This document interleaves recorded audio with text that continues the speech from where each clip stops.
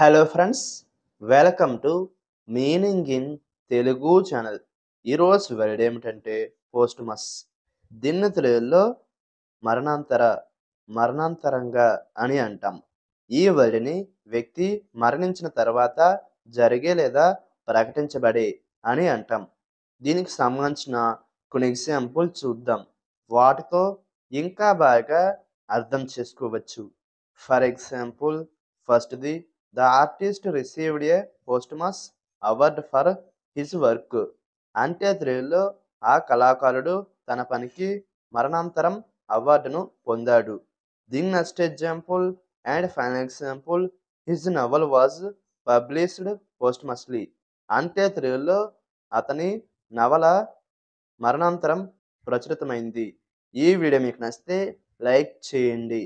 మరిన్ని వీడియోల కోసం మా ఛానల్ని సబ్స్క్రైబ్ చేసుకోండి. Thank you friends.